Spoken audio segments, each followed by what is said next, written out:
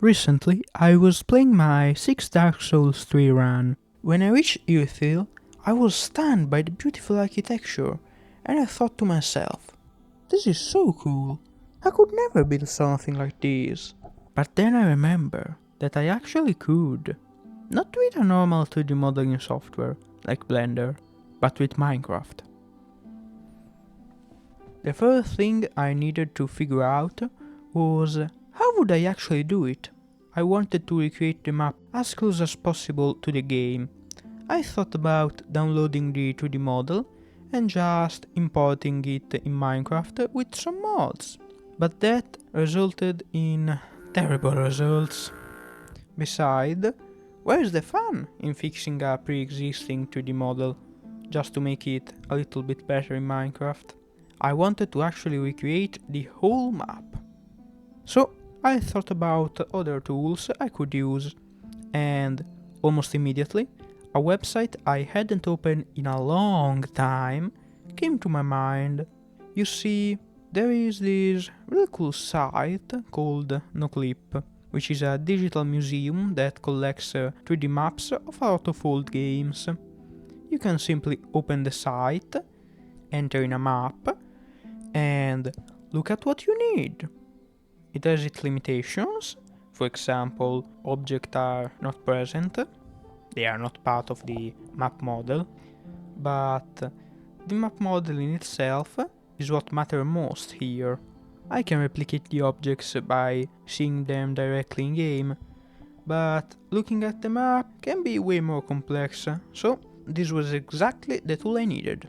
Now I need to slowly replicate every single little details my eye can see and find. It will take a long while. This video will just be an introduction. More videos on this build will come in the future. I didn't want to lose time, so I immediately got to work. Opened the NoClip map, which, if you are curious, you can check it out. I put a link to it in the description. I created a new file on my Prepare to Die edition of Dark Souls 1, and then I opened Minecraft, and with a lot of hope started building the entirety of Anor Londo. I knew from the start this project would have required an unimaginable amount of endurance and time, but I also knew that I could do it. I wanted to do this. The first step was choosing which block I will use for the project. This will be the most impactful decision of the entire build. After a bit of testing, I decided to settle on endstone, sandstone and birch planks. They are not perfect, but I think they were the better option offered by Vanilla Minecraft. I don't want to use a texture pack, that's just lazy. Where's the challenge or fun in that? Also, I am colorblind, so if the colors doesn't match perfectly, that can be the reason. But this doesn't really matter. You know why? Because this is my project, so I can do whatever I want. Nonetheless, I will admit that others will probably have better ideas than me. So, if you have any kind of suggestions, write down in the comments, and if I find it a good change, I will implement it. One thing I noticed almost immediately is that some textures were pretty complex, so I thought it was better to color them with a pattern of blocks and not just one. So I prepared some placeholder blocks like green for the roofs and orange for some pavements.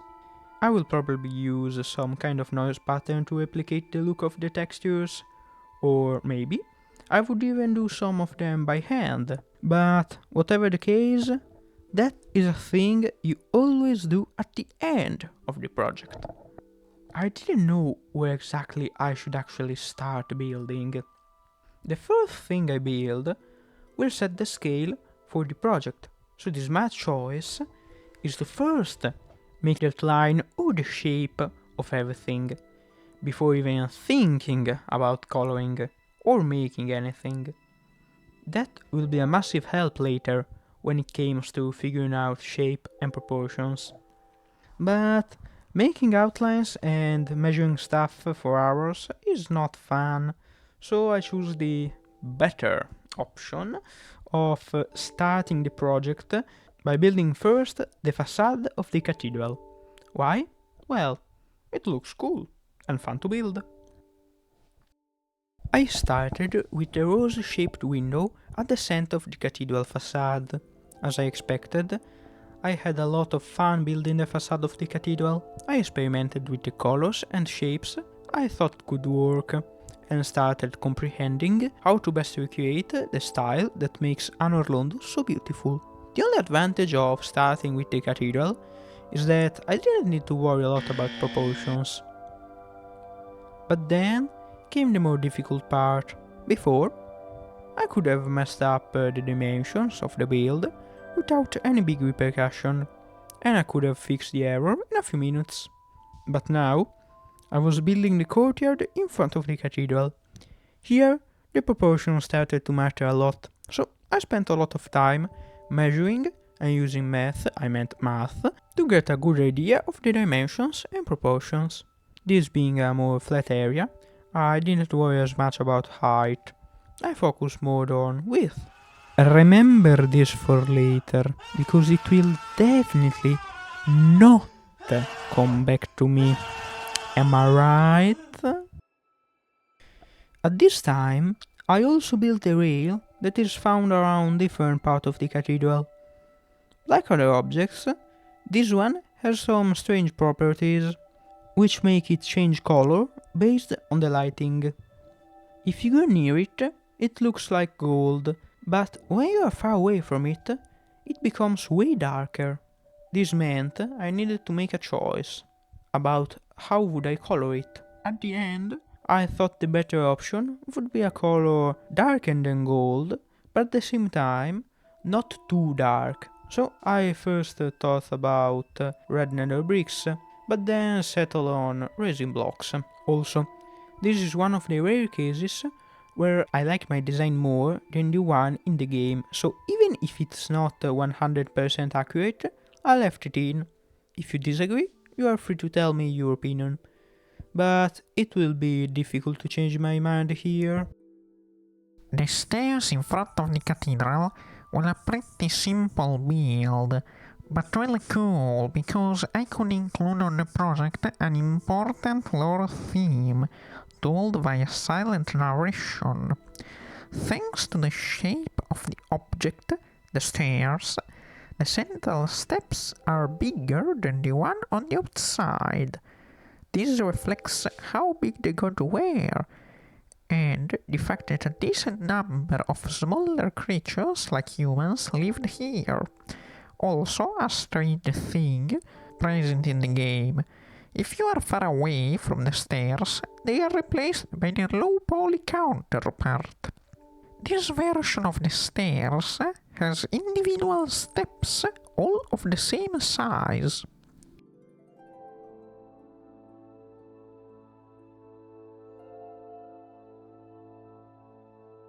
The bridge connecting the elevator to the cathedral was a simple and decently quick build, but I can't say that about the big elevator in the center of the city.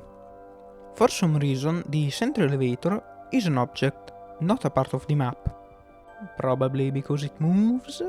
This causes some interesting behavior. A little game trivia.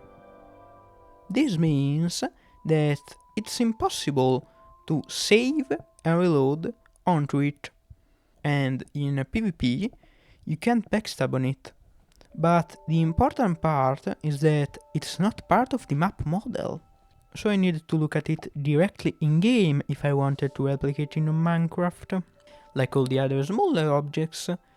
But because of the shapes and dimensions of the elevator, it was bloody difficult to get a good idea of the textures. So, for that reason, I didn't want to spend hours on it, trying to get a good idea on how to do it. I could just install a freaking mod, but I will do that another time. I will finish building it later. Skip the elevator, we arrive at the cathedral that contains the painting of Ariamis. The other part of the bridge and the tower containing the elevator that connects the upper part of the city to the lower one. For now, I will continue with the bridge. I will make the cathedral with the painting of Ariamis later. And now, I have a serious question. Does this building have a proper name? I don't want to call it the cathedral slash building that contains the painting of Ariamis, or something like Church of the Painting, or the building where you need to walk on thin pathways while dodging throwing knives that might just kill you because they make you fall, and probably you will kill yourself because everything in this game is coated in soup. How fun! Those names are way too long. If it doesn't have a real name, in the next episode I will call it CA, Church of Ariamis. Or Cathedral of Ariamis, but in this case I prefer church.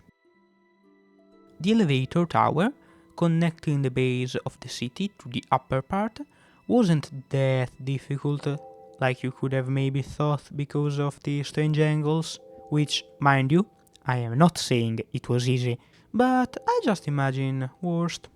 See, this is the trick that will make your life 10 times better. Just imagine everything will go in the worst way possible, and most of the time, things will go better than imagined. The tower's textures aren't that detailed, and it was pretty big, so I had plenty of room to work. The angle was rough, but in the end I worked around it. The upper part of the city, the one adjacent to the exterior walls, was really big, but not that hard. The biggest problem I had with it was proportion. I did most of the work by comparing it to other stuff in the distance, and I had to spend a little bit more time calculating. The only really difficult part was figuring out how to build stairs at strange angles. I wanted to be as accurate as I could, but it was pretty hard replicating the aspect from the game. If you see this area up close, it doesn't look that good. In most of the cinematic shots I will be far from here, so problem solved? Not really. I still have to work on this. I don't want to leave it like this. A strange thing I noted only while building the project are the arrow slits in the wall up here. It's really strange. I think they were put here just for aesthetics, because they would have no real wall benefit. The walls are just too high for any archer to use them properly. The trajectory wouldn't even make sense.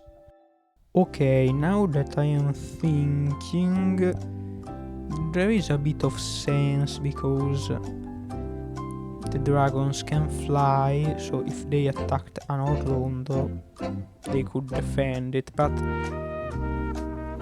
isn't Anor Londo built after the dragon were completely destroyed by Gwyn? Because... No, I am getting confused. A big problem has arisen. I have a big problem. Due to some stupid error in my calculations, I now have to remake all of the vertical areas of the cathedral. The problem originated because I wanted to make the project in a bigger scale in comparison to the one in-game. In this way, adding detail will be significantly easier, no matter how good you are. There are parts of Anor Londo you just can't replicate decently on a small scale. I used the Chosen Undead as a scale. I wanted to place his height around 10-11 blocks, but for some error, when building the cathedral and the area nearby, I thought it was 6 or 7 blocks tall. This meant I had to redo a lot of things I already built before. I had to spend a lot of time modifying my previous build, which was really boring, but the result was probably worth the time. Some parts of the project are still a little bit too short, but that is because of the height limit. I set it around 800 blocks. In this way, it will all fit perfectly at this scale. More and the world will lag too much. Unless I found a way to raise the height limit without crashing the world, this will remain the way the project looks. Maybe I could do something with Word Painter, probably, I don't know. I will try solving this problem, and I am confident that I will find a solution one day or the other. But for now, just consider this project a recreation of Anor Londo, which is around 90% faithful to the original. When I will adjust the project to fit the original scale, I will probably make a video solely on that, because it will require a lot of time.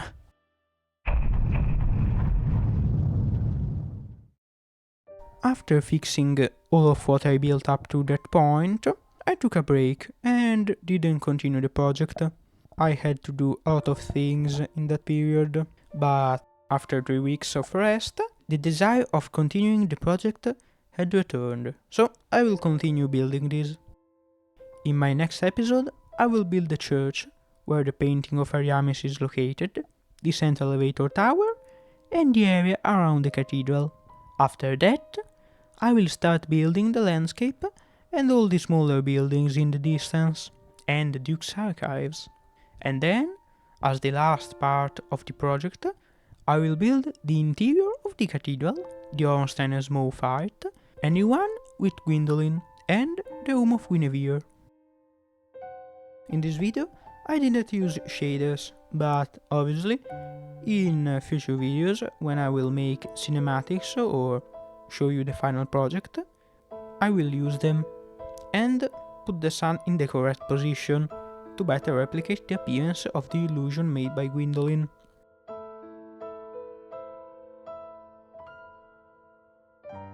When I will finish this project, I want to build something else. I want to do another very big project like this. And my choice for now is on the Fountainhead Palace from Sekiro. Sekiro is probably my favorite From Software game and one of my favorite games ever, even when talking about how a game looks. That's probably my favorite games if you're talking about looks. You probably noticed how much better I sounded in this video. This is because I got a new microphone, so from now on, the audio quality will be way better than before. Thanks to all who have watched the video to the end. If you like what you have watched and you want to see more videos like this in the future, please subscribe. I will also continue making tutorials. I hope you will continue watching my videos. See you next time.